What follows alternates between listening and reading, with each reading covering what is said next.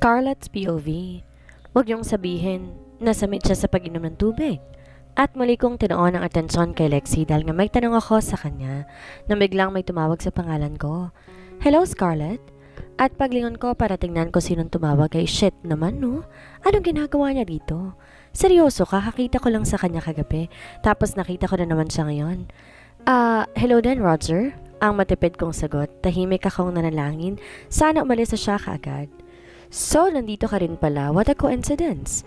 Ang sabi niya habang sobrang lawak ng pagkakangiti niya. Ano naman ngayon, nasa Pilipinas lang kami. Nasa Metro Manila pa talagang magkikita't magkakasalubungan kami. Tangulang tayong nasagot ko sa kanya dahil ayoko siyang kausapin. Tsaka para umalis din siya pero parang hindi muli na naman siya nagsalita. Hindi na tuloy yung dinner ko Di ako sinipot nung kamitap ko sana.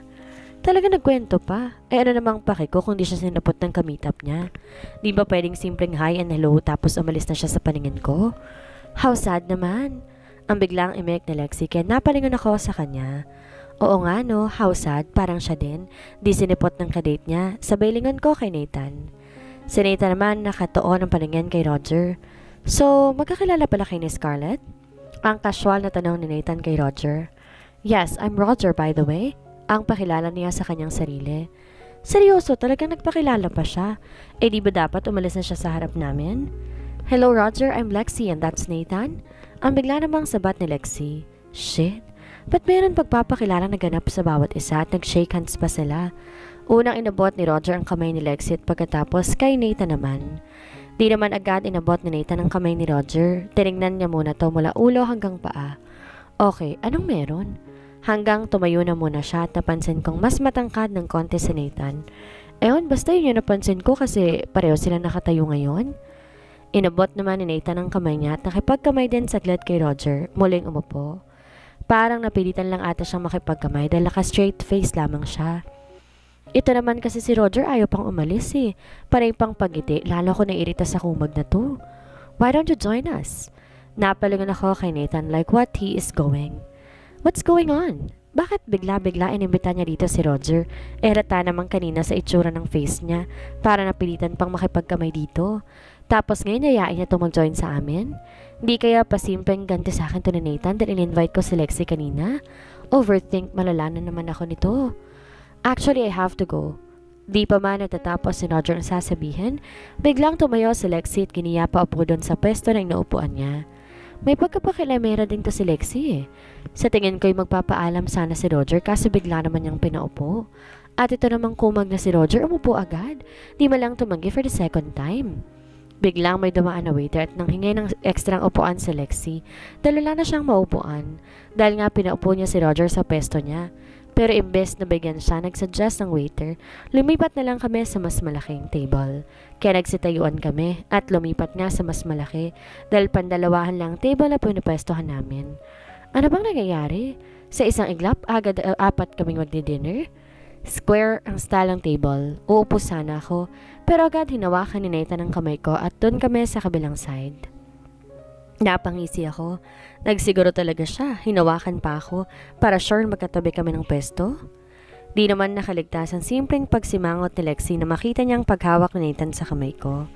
Bale naging panibagong pwesto namin, magkatabi kami ni Nathan tapos sa tapat namin si Lexi at Roger. So, how did the two of you know each other? Ang tanong ni Lexi sa aming dalawa ni Roger. Seryoso talagang tatanungin niya kami tungkol sa bagay na yon? Medyo may pagkamosang din siya Parang kanina lang siyang tinatanong ko about sa kanila ni Nathan, tapos biglang nabaliktad ngayon. Fine, edi sasagutin ko. Total naman, di ko naging jowa si Roger Pero inunahan na naman ako. We used to date each other. Sagot ni Roger na agad ko namang dinugtungan. Once. Dahil yun ang totoo, isang beses lang nangyari yun. At di na naulit pang muli. Shit, bakit ba ako nagpapaliwanag? Bahala silang isipin anong isipin nila. Bahagya ko naman nalingon si Nathaniel. Maka-straight face din siya ngayon. Seryoso pa din hanggang sa lumapit ng dalawang waiter at nagsimula na silang ipaglalapag ang mga order kong food. Buti pala lumipat kami ng table dahil panigurado hindi mapagkakasya lahat ng dala nila at sinimulan na nilang ilapag ang mga pagkain. At kahit nga nalulula sa dami ng order ko, halos punong lamesa pero may pagkain pa palang need ilagay. So ang ginawa ng waiter, nagdagdag pa ng table para lang magkasya lahat ng pagkain. Wow, ang daming food! Komento ni Roger. Si Scarlett ang umorder ng lahat ng yan. Ang sabi naman ni Lexi, okay, wait, bakit parang kasalanan ko? Ang sabi nila ako mag-order, diba? So nag-order ako and besides, since niyaya nila si Roger na mag-join, siguro naman, mauubos din ang mga pagkain na to. Muli kong nilingon si Nathan at tulad kanina, tahimik lamang siya. Siguro iniisip niya ngayon magkano babayaran niyang bill sa dami ba naman ang in-order ko? Okay, kumain na tayo. Sino magbe-bless ng food? Ang tanong ni Lexi. Ako na lang, sabi naman ni Roger. Ayos na, medyo close na sila. Sinimulan na ni Roger ang pag-bless sa pagkain. Dear Lord, thank you for giving us the opportunity to eat out tonight. We know not everyone gets the chance to go to restaurants and we thank you for the blessing to be able to do so. Please bless this food to nourish us as we are grateful for your provision. In the name of your Son Jesus, we pray. Amen. Wow, that was a nice prayer, Roger. Tila amazed na comment ni Lexi. Hay nako, bahala sila magbulaklahan dyan.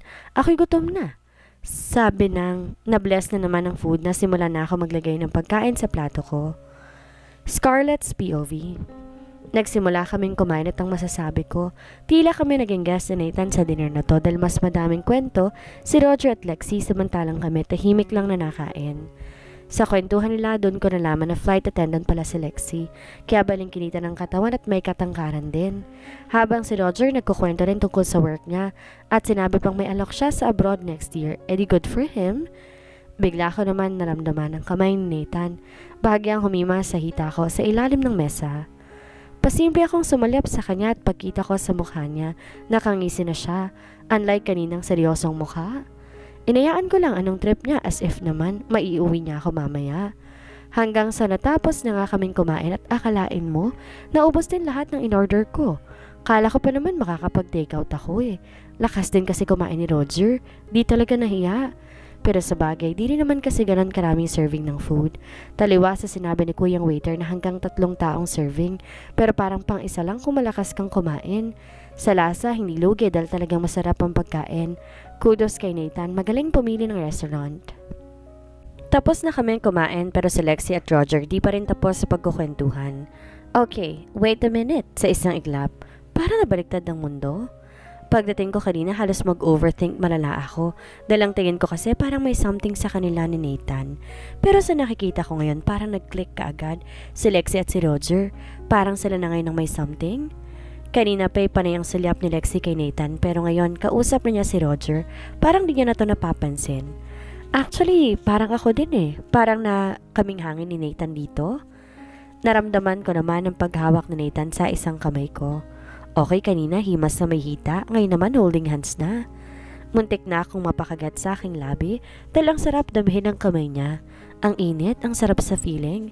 Kaya pinabayaan ko lamang siyang hawakan ako.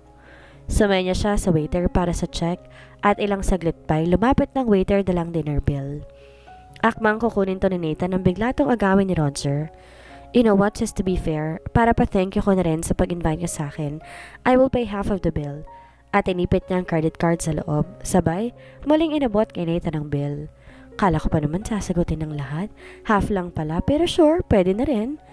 Inopen ni Nathan ang bill at kinuhang credit card ni Roger, pilit ibinabalik sa kanya. No need pare, ako nag-invite sa'yo. So tama lang ako magbayad ng bill? Sige na pare, hati na tayo sa bill.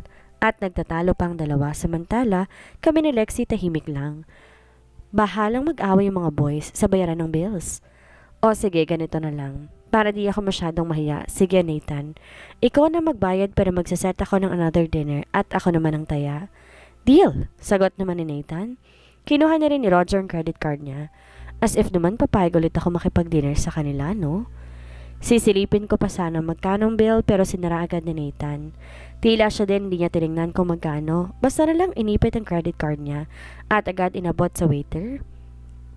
Nagpasalamat ang waiter at tumalis na sa table namin. So, kailan kayo pwede? Ang tanong ni Roger. Seryoso ba talaga siya for another dinner? Mas maganda siguro sila na lang ni Lexi ang mag-dinner. Huwag na nila kaming idamay ni Nathan. Actually, next month pang balik ko dito. I will just text you na lang my details and I'm so sorry guys ha. Need ko nang umalis. Thank you for the wonderful dinner. Di ko malilimutan ang gabing to. Sabay lingon niya kay Roger like, what? Ihatid na kita. Guys, okay lang ba mauna na kami? Paalam naman ni Roger. Yeah, sure. No problem. Halos sabay kaming nagsalita ni Nathan at sa isang iglap, wala na silang dalawa sa harapan namin. Naiwan na kaming dalawa sa table. Did they just... Hindi ko matuloy yung gustong sabihan. Yeah, I think they like each other. Ang sagot naman ni Nathan at agad niyang nagets ang ibig kong sabihin. Biglang lumapit sa amin ng waiter, dala ang bill. I'm so sorry ma'am and sir, for now cash lang po pwede namin i-accept. Bigla po kasi nagka-problem ang system namin at inabot muli sa amin ang bill. Okay. Sagot naman ni Nathan at muli, kinuha ang bill sa kamay ng waiter. Kinuha ang credit card na hindi niya na magagamit at nang tingnan niya ang bill. Shit! Kahit mahina lang yon, narinig ko pa rin sinabi niya, kaya't napatingin din ako sa tinitingnan niya. Konting round off na lang, tumataginting na 7,000 pesos lang ang halaga, lahat ng kinain namin. Sa reaksyon niya, mukhang wala siyang pambayad, kaya agad ko siyang binulungan. Huwag mong sabihin wala kang pera. Meron naman, kaso kulang yung cash kong dala, 2,000 lang. Nakakain na ako dito before at laging accept ng credit card as payment. Ang pabulong ding sagot niya. Sir, how about mobile wallet app? Nagtatanggap pa kayo? Muling tanong ni Nathan sa waiter pero agad tong umiling. Sorry sir, pero cash lang po talaga. I'm sorry Scarlett, lalabas lang ako. I need to withdraw some cash. Paalam niya sa akin pero agad akong umiling.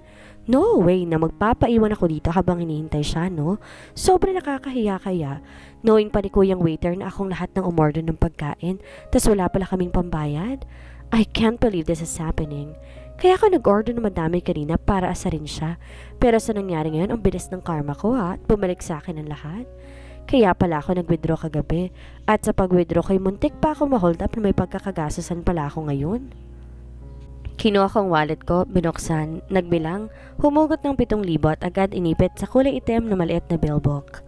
Sobrang lawak ng pagkakangiti ni kuyang waiter nang iabot ko sa kanyang bill at tumayo na ako. Dahil sakto naman ang binayad ko at sumunod din ng tayo si Nathan. Mabilis ang lakad na ginawa ko palabas ng restaurant. Hinabol ako ni Nathan, inawakan niya isang kamay ko kaya natigil ako sa paglalakad. Wait lang Scarlett, I'm so sorry. I promise I will pay you back. Magwi-withdraw lang ako.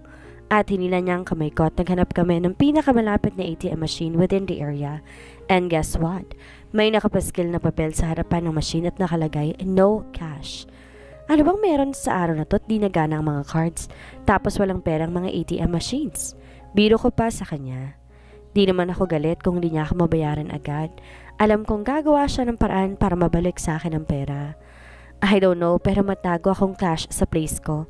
At kung papayag ka, we can go there para maibalik ko rin ang pera mo. Sabi niya habang binibigyan ako ng kakaibang ngiti. At ito na nga, nakaisip siya agad ng paraan. Alam mo, hindi naman ako nagmamadali at saka pwede naman through bank or through mobile wallet app mo na lang ibalik ang pera. Sagot ko naman sa kanya habang napapangiti din ako. Tingnan natin ano na naman idadahilan niya ngayon. Pero cash yung nilabas mo so dapat cash ko rin ibalik. Sabi niya habang unti-unti niyang nilalapit ang mukha niya sa mukha ko at sa isang iglap naghahalikan na kami dito sa may tapat ng ATM machine. Nathan was hot as shit, an amazing kisser. Paano ba ako makakatanggi sa kanya kung ganito ang ginagawa niya sa akin? Clearly, he's seducing me and I like it. Halik pa lang niya nawawet na ako. Iniwalay ko ang labi niya sa labi ko at masyado na akong nadadala. Nasa public place pa naman kami. Mabutit walang masyadong taong nadaan dito. Bukod sa sabi mo, you will pay me in cash, give me another good reason kung bakit kailangan kong sumama ulit pabalik sa place mo. Nakangiti ko pa rin sabi sa kanya at medyo nagulat pa ako dahil wala siyang paligoy-ligoy sa sagot niya sa akin. Because the best sex I ever had was with you and we need to do it again. Nagulat ako sa sinabi niya. Wala talagang paligoy-ligoy, straightforward talaga. Di ko maiwasang di mapasmile. Di ko alam kung inuuto lang ba niya ako or what, pero likewise, I think he's the best I've ever had. So ano, tara na? Ang ulit na yaya pa niya sa akin. Tangiti lang ang sinagot ko sa kanya at bahagya akong umiling-iling. I don't know bakit ko yung ginagawa. Siguro I was being playful. Parang gusto ko pilitin niya muna ako at tingnan ko kung sa panong paraan niya ako mapipilit. Tinalikuran ko siya at nagsimula na ako maglakad at syempre, nakasunod naman siya sa akin at agad niyang nahawakan ng isa kong kamay. Sino namang may sabi sa'yo na pwede mong hawakan ng kamay ko? Ang kunwa-kunwalian kong pagtataray sa kanya. Really, Scarlett, hindi lang hawak ang nagawa ko sa'yo before. Ang natatawa niyang sabi sa akin. So dahil nagawa mo na, hindi na ako pwedeng magreklamo? Hindi na ako pwedeng tumanggi, ganun ba yun? Ang taray-tarayan ko pa rin sabi sa kanya. And then binitawan niya na ang kamay ko. Okay, fine. Ano bang gusto mong gawin ko? Sabi ni Nathan habang sumasabay pa rin ang lakad sa akin. Bakit mo sa akin tinatanong? Mali ko ba anong gusto mong gawin sa buhay mo? Ang sagot ko naman sa kanya. Come on, Scarlett. Are we playing a game? Ang tanong pa niya. I don't know, pero doon sure akong pwedeng-pwede tayong maglaro. Tinuro ko sa kanya ang natanaw ko amusement park at naglakad ako papunta doon. Sumunod naman siya sa akin hanggang sumakarating na kami and surprisingly, walang bayad sa entrance para kasing bago pa lang ang lugar. Alam kong isang malaking parking lot lang to dati. Nakakagulat nga na may pa ganito pang parang MOA seaside lang ang style. Oh, so gusto mo na lang mag-date tayo dito? Ang nakangising sabi ni Nathan. Wait, ang paalam niya. Saan naman siya pupunta? Bahala siya't nagsimula na ako maglakad-lakad. At sa paglalakad ko may nakasalubong akong magjowa na magka-holding hands. Nang biglang may humawak sa isa kong kamay at binulungan ako. Di mo kailangan mainggit sa kanila. Nandito na ako. Nandito ng boyfriend mo. Sabay abot sa akin ng lobo. Natawa ako sa design ng balloon. Character ni Pikachu? Ah, Nathan si Pikachu talaga? Ang natatawa kong sabi sa kanya. Talagang yan ang pinili ko para may spark. Corny-corny mo talaga? Ang natatawa kong sabi sa kanya. Kinikilig ka nga eh. Sagot naman niya sa akin. Hindi kaya. Natatawa lang ako sa kakornihan mo. We. At nag-asara na nga kami habang patuloy kami sa paglalakad. Nakalimutan ko na nga pala siya na sitahin muli nang hinawakan niyang kamay ko kanina. So ang nangyari, naglakad kami ngayon na magka-holding hands and out of nowhere, bigla akong naalala at naitanong ang tungkol sa kanilang dalawa ni Lexi dahil di nga pala nasagot ang tanong ko kanina. Paano ba naman ang dami nangyari sa dinner? So kayong dalawa ni Lexi before? Parang nahihiya ko pang tanong. Yes, but as you said before, dati means tapos na. Ang sagot naman niya na may kasama pang paliwanag. O ba't parang defensive ka? Ang natatawang sabi ko sa kanya. Eh baka kasi isipin mo na may connection pa ako sa kanya eh. I swear hindi ko talaga alam na nandun siya sa restaurant kanina. Pero teka, dapat magtanong din pala ako sa'yo. How about you and Roger? Ang nakangisin niyang sabi sa akin. Wala, di mo ba narinig yung sinabi ko kanina? Pero teka, dapat magtanong din pala ako sa'yo eh. How about you and Roger? Ang nakangisin niyang sabi sa akin. We dated once, it means hindi na naulit. And ewan ko rin ba bakit bigla na lang siyang sumulpot kanina? And this time, ako namang nagpapaliwanag. Okay, so it's clear Lexi and Roger is part of our past. Sabi ni Nathan na agad ko namang kinurek. Excuse me, hindi ko pa si Roger dahil hindi kami nagkaroon ng relasyon. Okay, fine, but my point is out of the picture na sila and we should focus on us. And, sabi ko pa, we should forget the past and face the future and the future is us. Okay, ang lalim mo sinabi niya. May nalalaman pa siyang future. Ano kami, robot? Alam ko nasa tech industry siya pero sana wag nang magpaligoy-ligoy pa. Manong diretsohin nilang ang gustong sabihin. Can you please be straightforward kagaya kanina? Sabi ko sa kanya. Humarap siya sa akin at kinuha niya isa ko pang kamay na may hawak na Pikachu character balloon. Hinawakan din to. So dalawang kamay ko nang hawak niya. Wala ang ngiti niya sa mga labi ko. Tinitigan ang mukha ko ng seryoso. Habang ako naman napakunot noo. Okay, ba't bigla naging seryoso eh? Kanina nagtatawanan lang kami dito. Nagpakawala siya ng isang malalim mabuntong hininga bago sabihin ng, Scarlett Rodriguez, will you be my girlfriend? Okay, alam ko naman, bala ko siyang jowain. Pero ba't napakabilis naman ata? Kung papayag ako sa kanya, parang wala namang thrill. Ayoko nga, sagot ko sa kanya. Bumitaw ako mula sa pagkakahawak sa kanya. Why? Nakakunot niyang sabi at bigla lumungkot ang mukha niya. Ano agad-agad? Di ba pwedeng pag-isipan muna? Nagmamadali ka ba? Sagot ko sa kanya. Biglang nagliwanag ang mukha niya at ngayon nakangisi na siya. Okay, ang bilis magbago ng mood ng lalaking to ah. Kanina masaya, tapos biglang semeryoso, tapos mukhang naging malungkot naman. Tapos ngayon mukhang masaya na naman. Mag-aartista ba siya? Di naman ako producer o director pa sa akin para siya mag-audition. Tapos muli kami naglakad-lakad. Bakit kailangan mo pang pag-isipan? Eh alam ko naman, type mo rin ako. Tapos binulong niya pa ang sarad niyang sasabihan dahil may pag-explicit. Nag-ano na nga tayo eh. Di lang isang beses, maraming beses. At yung the way ng pabulong niya parang naaakit. Kaya pakiramdam ko tuloy na wet ako. Pero syempre nakikipaglaro nga ako eh. Di dapat pahalata na natuturn ako ng mga oras na to. Tinaasan ko siya ng kilay bago sagutin ang ginagawa niyang pangharot sa akin. Pwede naman yun, 'di ba? Madaming gumagawa nun. Ang walang label? Ang nakataas ko pa rin kilay sabi sa kanya. Then fine. Di tayo magsiaano hanggat walang label. Agad niya sabi na parang di pinag-isipan. Seryoso ba siya? Parang gusto ko lang naman magpakipot kahit konti. Bigla siya magde-decide ng ganyan.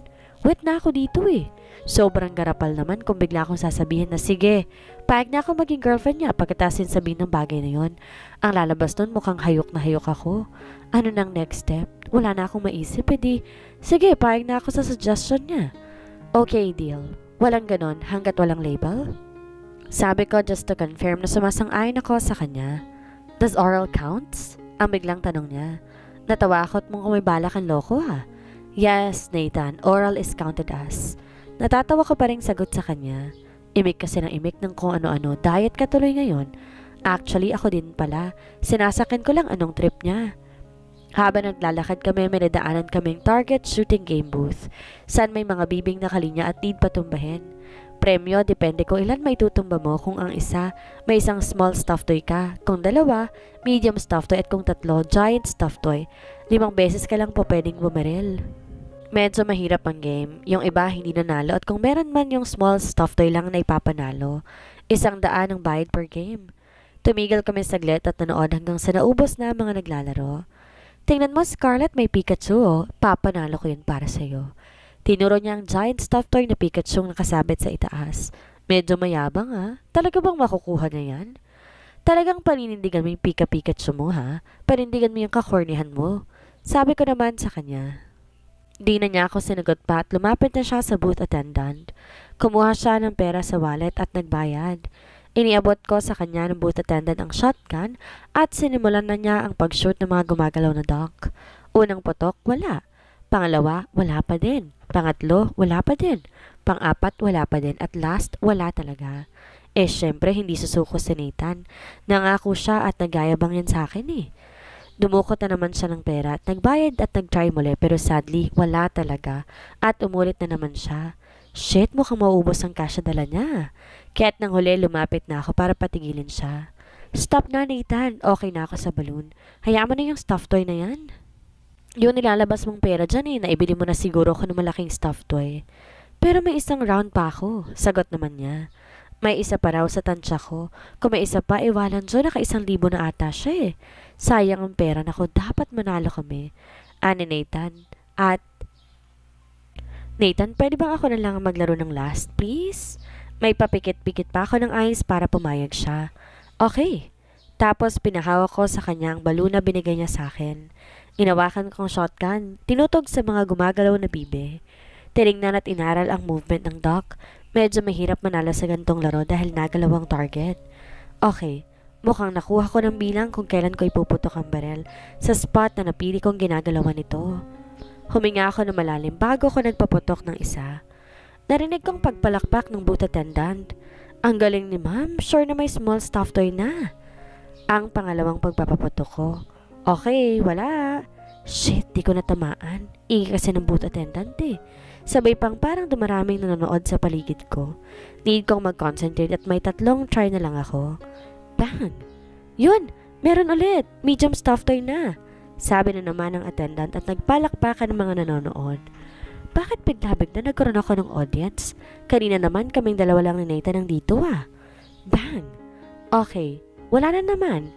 Meron na lang po kayong isang try to shoot. Mapapanalunan kaya ni Mama giant stuffed toy or medium stuffed toy lang? At may pag-announce pa talaga ang booth attendant. Go Scarlett! Ang dinig kong sigaw ni Nathan. Okay, parang nabuhayan ako sa pag-cheer niya sa akin at nag-concentrate ako dahil last na talaga to. Bang! At napatumba ko ang isang dog. Nagpalakpakan ng mga nanonood. Bakit ngayon lang may nanalo sa game na to? Nagulat pa nga ako nang bigla akong inakbayan ni Nathan at hinalikan ako sa pisngi. Grabe ang galing ng girlfriend ko ah. Ang tuwang-tuwa niyang sabi. Assuming yan, di ko pa nga siya sinasagot. Di ako agad nakapag-react sa ginawa ni Nathan dahil biglang sumingit ang youth attendant. Ma'am, anong stuffed toy po? at tinuro ang mga stuffed toy na pagpipilian sa mga nakasabit. Di na kailangan pag-isipan ano bang pipiliin ko. Si Pikachu ang agad kong sagot.